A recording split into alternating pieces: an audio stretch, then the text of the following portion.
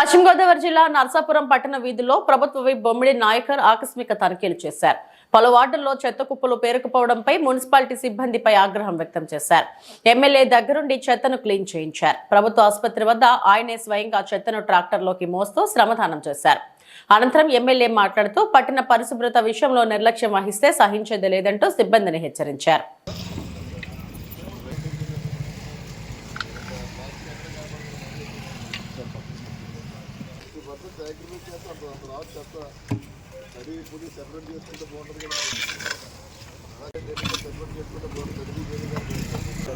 ప్రతి వార్డు కూడా దానికైతే చాలా మనం కంట్రోల్ చేయడానికి ఉంటుంది.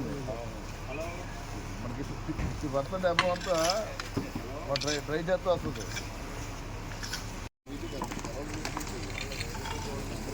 ర్యాలీ పెట్టాలి.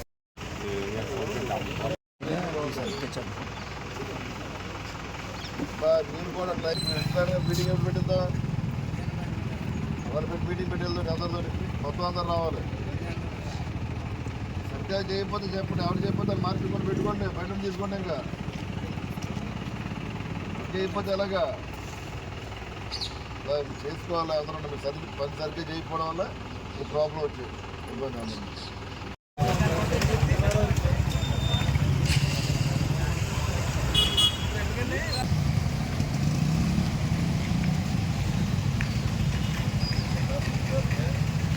మన ఆఫీస్ రోడ్ అంటే కృష్ణా స్కూల్ పక్కన ఉన్నాను.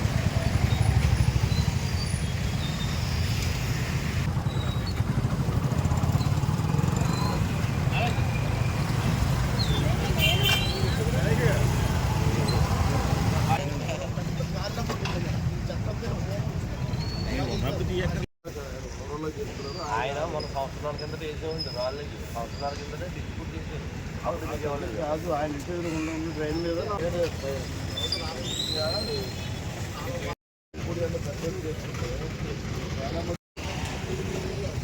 నీకే కదా ఇబ్బంది. అది నిజంగా 4 రోజులు ఉంచేస్తే ఏంటి, ఏదో డబ్బా పెట్టుకుంటే డబ్బాని తీసుకెళ్తారు కదా వాళ్ళు. ఇప్పుడు సహకరించండి. మెడికల్ షాప్ పోతారు కదా పేపర్లో.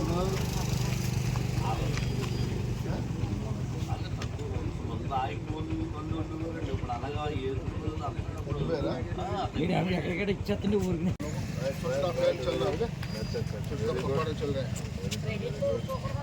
पूरा कचरा मैं वाकिंग करता हूँ, देखा मैंने इंस्टाग्राम में, फिर अपने आदमी बुलाया, हमारे भी ऐसे सब लोग काम करा रहे हैं अभी। नहीं ये हॉस्टल सामने होना भी नहीं चाहिए ना। बहुत मेरे को पूछ रहा था म्यूनसिपलिटी वालों, कब से गाड़ी नहीं आया, पूरा गाड़ी आया। अरे दिक्कत हो रहा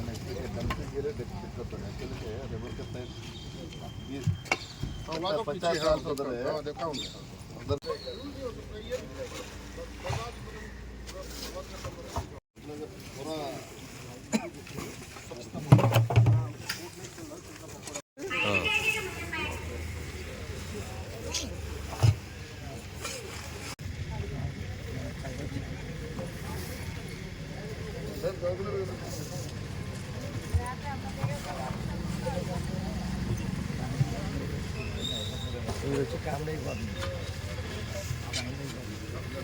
కట్ చేసావండి.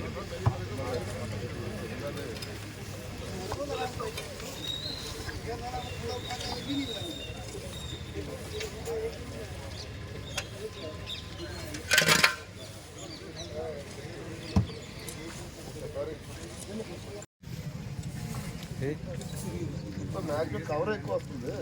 అయ్యానండి అవాయిడ్ చేయాలి. ప్రజల్లో కూడా మొత్తం మామూలుగా అవేర్నెస్ ఉండాలి. అంటే ఈ రోజున కూటమి నాయకులు దొరికారు. ఏదైతే పట్టణంలో ఉన్నటువంటి డంపింగ్ యార్డ్ యొక్క 10 రోజుల నుంచి కూడా 40 సంవత్సరాల నుంచి కూడా చూసుకుంటే కనుక ఏదైతే డంపింగ్ ఉందో చెత్త అంతా మన గోదావరి నది తీరాన పక్కన వేసుకుంటున్నాం. దానికి కోర్టు నుంచి మన హీరింగ్ రావడం వల్ల కోర్టు అక్కడ వేయొద్దని చెప్పి అక్కడ కూడా కొంత తీసుకెళ్ళడం జరుగుతుంది. అది కూడా కొంత ఖర్చుతో కూడింది. కాబట్టి త్వరలోనే డంపింగ్ యార్డ్ యొక్క సమస్య అది పరిష్కరించే విధంగానే మేము అందరం కూడా ఈ కూటమి నాయకత్వం ముందుకెళ్తున్నాం. ఈ సందర్భంగా తెలియజేస్తున్నాను. అంటే ఈ రోజున చూసుకుంటే కనుక యుద్ధ ప్రాతిపదికన అంటే కమిషనర్ కానీ నాయకులు కానీ మేము కానీ మరి పట్టణంలో మరి పొద్దు నుంచి 5 గంటల నుంచి కూడా తిరిగి చెత్త ఇక్కడ ఏదైతే ఎక్కడ ఉందో అన్ని చోట్ల కూడా మున్సిపాలిటీ శానిటేషన్ సిబ్బందులు అందరితో కూడా ఇక్కడ శుభ్రం చేసే విధంగా కూడా మేమందరూ కూడా ముందుకు రావడం.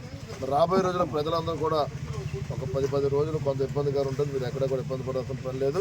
త్వరలోనే దాన్ని శాశ్వతంగా ఆ సమస్య పరిష్కరించే విధంగానే మేమందరూ కూడా కుటుంబం ముందుకెళ్తాం. ఈ సందర్భంగా తెలియజేస్తున్నాం.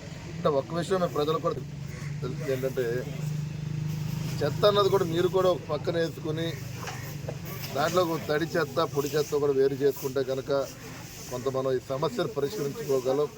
మరి ఎక్కడ చూసినా సరే కవర్లు ఈ ప్లాస్టిక్ ఎక్కువ కనబడుతున్నాయి. దానివల్ల మనకి పర్యావరణానికి ఇబ్బందికర వాతావరణం ఉంది. కాబట్టి మరి ప్రజలు కూడా ఇది పొడి చెత్త తడి చెత్త వేసి ఈ ప్లాస్టిక్ను కూడా ఏదైతే ఇబ్బందికరమైనటువంటి ప్లాస్టిక్ ఉందో ఆ ప్లాస్టిక్ను వాడకం కూడా తగ్గించాలని చెప్పి ఈ సందర్భంగా తెలియజేసుకుంటూ ప్రజలు కూడా సహకరించవలసిన అవసరం ఉంది.